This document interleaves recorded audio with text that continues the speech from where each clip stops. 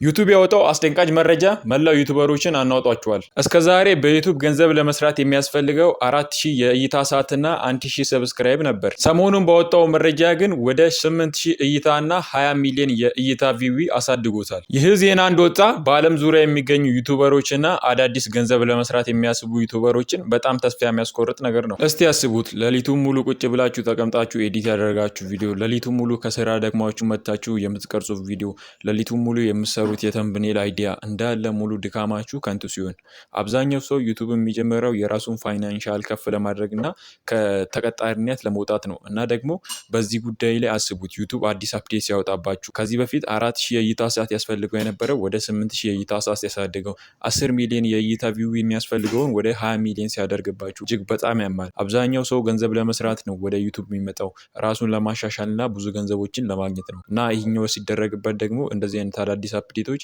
እጅግ ልብ የሚሰብሩ ናቸው። ነገር ግን ዋናው ጥያቄ እዚህ ጋር ነው። ይህ የዩቲዩብ አዲሱ አፕዴት የእናንተን የዲጂታል ዓለም ይዘጋል ወይንስ ጥራት ያላቸውን ዩቲዩበሮች ከመጥፎ ዩቲዩበሮች ለመለየት የተጠቀሙት አጋጣሚ ነው? በመጀመሪያ ለምን ዩቲዩብ እንደዚህ አይነት ውሳኔ ላይ እንደደረሰ መረዳት አለብን። ዩቲዩብ ለምንድነው 8000 እይታ ያደረገው? ለምንስ 4000 እይታ አላደረገም ለሚለው እያንዳንዱ ማብራሪያ ልስጣችሁ። ዩቲዩብ 8000 እይታ ያደረገው አሁን ላይ ኤአይ እየበዙ ስለሆነ እነሱን ለመቀነስ ነው። ምክንያቱም በኤአይ የሚሰሩ ቻናሎች በጣም ሌዚ የሆኑ ነው። በጣም ቀላልና በጣም ሰዎችን የማያዝናኑና ብዙ ሰዎች ማስታወቂያ ወደ እነሱ እንዳይነገር እያደረገ ስለሆነ ይሄኛውን እንትን ለመቀነስና አዳዲስ ሰዎች ወደ ዩቲዩብ እንዲመጡና ሰዎች ራሳቸው ዩቲዩብ ላይ ቪዲዮችን እንዲለቁ ለማድረግ አስበውም ይሆናል። ሁለተኛው ደግሞ ምንድነው ዝም ብሎ ጥራት ያሌላቸው ቪዲዮችን የሚሰሩ ሰዎች እንግዲህ 8000 ሰዓት ለመድረስ በጣም ከባድ ስለሆነ እነሱንም ለመቀነስ ይሆናል። አሁን ወደ ዋናው ነጥብ እንለፍ። ይህ የዩቲዩብ አፕዴት መምጣቱ ምን ጥቅም እናገኛለን? ምን ጥቅም ያገኛል ዩቲዩብ የሚለውን ላስረዳችሁ። አሁን ላይ አብዛኛው ሰው ፈጣን ገንዘብና ቶሎ ገንዘብ ሰርተው ለመውጣት ስለሚያስብ አብዛኛው ጀማሪ ዩቲዩበሮች ከውድድሩ ዓለም ይወጣሉ። ምክንያቱም ተወዳዳሪ የላችሁም። በእናንተ ኮንተንት ስታይል ማንም ሰው አይወዳደራችሁም። እናንተ ጥራት ያለው ኮንተንት የምታቀርቡ ከሆነ ብዙ ሰዎች እናንተን ሰብስክራይብ ያደርጋል፣ ይከተላቸዋል። ይሄ ተስፋ ለማይቆርጡ ሰዎች እጅግ በጣም አፕዴት ነው።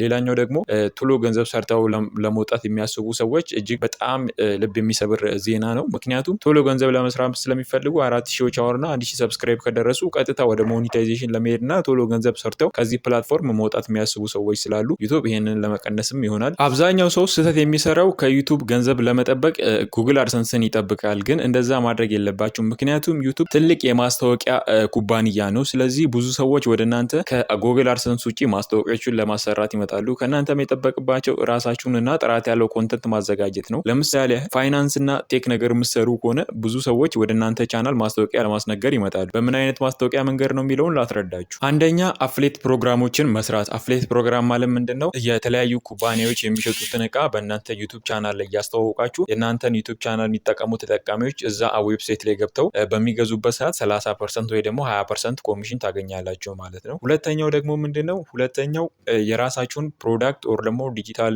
ኮርሶችን አዘጋጃችሁ መሸጥ ነው። ለምሳሌ እንደ ኢቡክ ፒዲኤፎችን የሚያስተምሩ የቪዲዮ ኮርሶችን። እኔም ይሄኛውን መንገድና የመጀመሪያው መንገድ እየተጠቀምኩበት ነው። በአፍሌት ፕሮግራም በኩል ብዙ ማስታወቂያዎች እየመጡልኝ ነው። ግን ክፍያቸው ጥሩ ስላልሆነ በዚህ በ800 ሰብስክራይብ እንኳን ብዙ ማስታወቂያዎች እየመጡልኝ ነው። ክፍያቸው ጥሩ ስላልሆነ ሪጀክት እያደረኳቸውና ለእናንተ ጥሩ ስላልሆኑ ሪጀክት እያደረኳቸው ነው እንጂ መጣሉ። አብዛኛው ሰው ዩቲዩብ አውቶሜሽንን ተጠቅሞ በጣም ብዙ ገንዘቦችን በዩቲዩብ እየሰራ ይገኛል። እናንተም ዩቲዩብ አውቶሜሽን መጀመር የምፈልጉ ልጆች ዛሬውኑ እኔ ባዘጋጀውላችሁ ዌብሳይት ተመዝግባችሁ መማር ትችላላችሁ። ዌብሳይቱ ምንድነው? ሙሉ ለሙሉ ስለ ዩቲዩብ አውቶሜሽን ኮርስ የሚያስተምራችሁና በአማርኛ ለኢትዮጵያውያን የተሰራ ነው። እዛ ላይ ስገቡ እያንዳንዱ ቪዲዮዎች በአማርኛ ታገኛላችሁ። የኮርሱ ዋጋ 1500 ብር ነው እና እዛው ላይ ከፍታችሁ ስትመዘገቡ ሙሉ ቪዲዮዎችን የሚከፈትላችሁ ይሆናል። ስለ ዌብሳይቱ ዲቴል ከስር ዲስክሪፕሽን ላይ ኮመንት ላይ እና ዲስክሪፕሽን ላይ ቪዲዮውን አስቀምጥላችኋለሁ። የዌብሳይት ሊንኩንም እዛው ዲስክሪፕሽን ላይ ማስቀምጥላችሁ ይሆናል። በጣም እጅግ ጠቃሚ ቪዲዮዎችን ታገኙበታላችሁ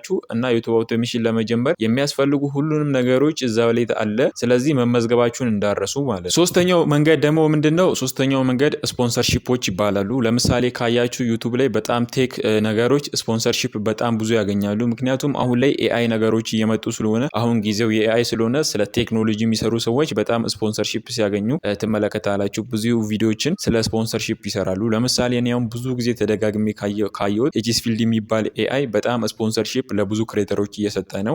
እኔም ሲደርሰኝ የማሳውቃችሁ ይሆናል። እና ስፖንሰርሺፕ ማለት ደግሞ ምንድነው?